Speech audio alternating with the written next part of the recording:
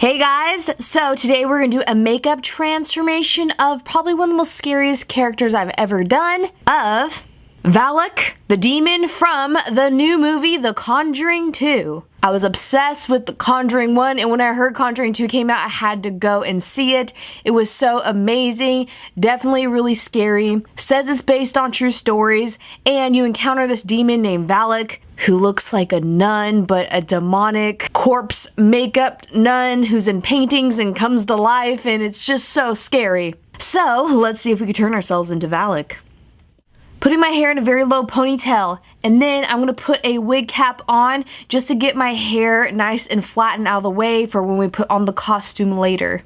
Now I'm going to flatten my eyebrows with a glue stick. You may know the drill. I put powder on in between a couple layers of glue stick because demons tend to not have eyebrows. My guess is that they have been burned off in the eternal flames of the most terrible place ever down there. You know what I'm talking about. HE double hockey sticks. So once my eyebrows are all done, I'm going to fit my face for a fake nose. First, I'm going to use a skin barrier because I have very sensitive skin, and this makes it a lot easier to come off because I'm going to use the adhesive Telesis, but if you don't have Telesis, because girl, it's expensive, you could use Prozate instead. To adhere this fake nose onto our face, mine is used out of foam. You can get one made out of any other product. Because Valak has a very huge, long, and slender nose. It's a lot different than mine, so I decided to paste a fake nose on my face. Once that prosthetic is glued on my face and in place and the seams are good, I'm gonna get some liquid latex with a red sponge and stipple it down to my face.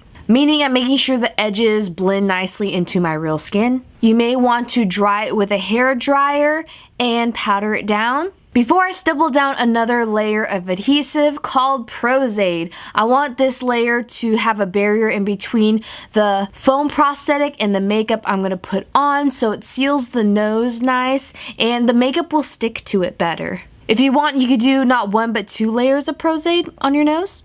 I'm going to get some midnight cream paint and put that on my eyebrow covers. You may want to use Pax paint or rubber mask grease paint on your prosthetic, but today we are going to use Prozade as a barrier and then use some cream paint. Make sure it covers the entire nose and goes over the edges of the Prozade and liquid latex that we stippled on to the appliance all the way to our skin. Now if you want, you could continue using this midnight cream paint all over your face in white, or you could do what I'm going to do, which is use aqua paint in white, just because I think it blends onto the skin more and it blends nicely and color matches the color of this cream paint as well. For photographs and video, it just doesn't give as much of a white cast for me personally with my lighting. So if you don't want to mix so many different paints next to each other or together, you could definitely just stick with cream paint because it's a lot cheaper as well. With this white paint, you want to make sure that you do not color in the sockets of your eyes because we're going to put black paint there later. If you mix the two colors, it will turn out gray. And leave your lips completely bare as well because those are going to be black too. This is probably one of the most easiest makeups I've done in a while, yet at the same time it's kind of difficult and you turn out looking like a creepy masked person with all this white makeup on. Once the white makeup is totally down your face, you want to set it with some translucent powder.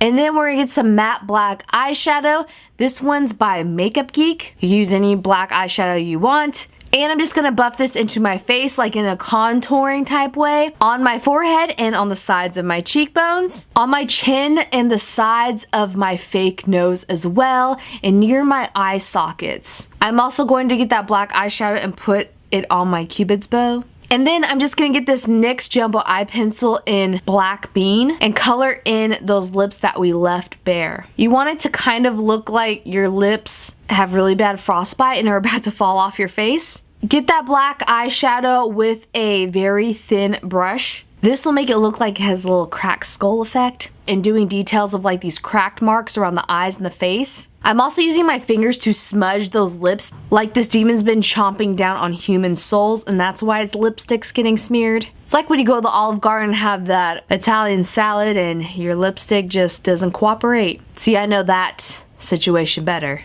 Getting the black matte eyeshadow and shadowing in around the sockets of those eyes. I am also going to get a black eyeliner pencil. This is the Rimmel London one. That's my favorite for waterlines in black. And blacken that waterline, that little skin that's so sensitive and it feels like you shouldn't be putting makeup there, but I do anyways. And most women seem to love to do this to make a cat eye or a smoky eye. But we're gonna do an intense smoky eye because we're getting the NYX Jumbo Eye Pencil again and blackening in that area of the eye where we didn't put the white makeup. You may want to leave your eyelids blank and not do this completely black like I'm doing if you want to paint on yellow eyes, but I'm gonna do a little trick with some contacts later. You want it to look like this demon's been punched in the eyes really hard and it just got so bruised it's completely black. You really want to study the Valak picture from the movie. There isn't that really many detailed pictures of this demon. From the Conjuring 2, you don't see this demon that much in the movie. You see the painting of it, but not the actual demon, like up close details of it. So girls, sometimes you just have to wing it and have fun. And then I'm just getting some matte black eyeshadow again and setting the black makeup that we did on those eye sockets and doing more blending details all over the face. What's great about this makeup is you can make it look as messy as you want because Valak doesn't have any distinct features. It's literally blobs of black on the eyes and the mouth on top of white makeup. Just doing more details with the black matte eyeshadow and contouring and making some shadow effects. Contouring that nose, girl. You want to make sure you have different contours on the face where it looks like Valak has like almost laugh lines, but they're not really laugh lines. They're lines where Valak was grinning after trying to terrify or kill someone. You may want to get some white cream paint and smear it over some black parts on the eye if you feel like you've made the black sockets of the eye too wide or too big for the white of the face. And once you think you're done with that makeup, you're going to get a nun costume. This is the only similar nun costume I could find. It's the costume of Mother Superior. I really wanted to try to go as true to the movie as I could. And Valak in the movie, under the nun costume, the hood of it is completely white. And this Mother Superior costume was completely black under it. So I put a white hoodie, or you could put a white cape is what I did under it. And once the costume's all situated, you could put some special effects yellow contact lenses in, but like I said, if you don't have these, you could paint yellow ring circles on your eyelids. This just makes it so much more creepier and puts it so over the top. And you could totally be completely done with this makeup after putting in your eyes or painting them on, but I'm gonna go even further. I wish I had the teeth prosthetics of those spiky, bloody demon teeth that Valak had in the movie, but I don't. So I'm going to get some fake blood that's okay to have in my mouth. It won't kill me.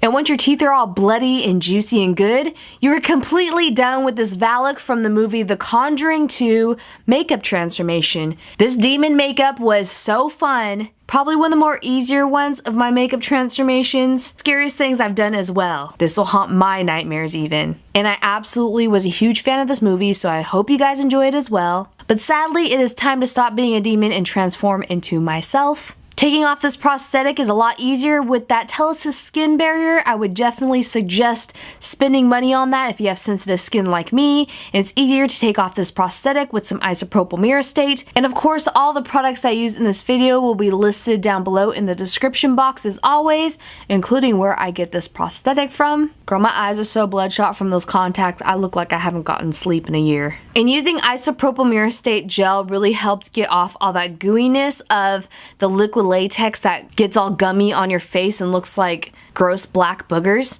And I just used a couple makeup remover wipes and I was just about to go, but I forgot to take off the fake blood off my teeth, so let's take that right off. See you in another video soon. Love you all. Bye.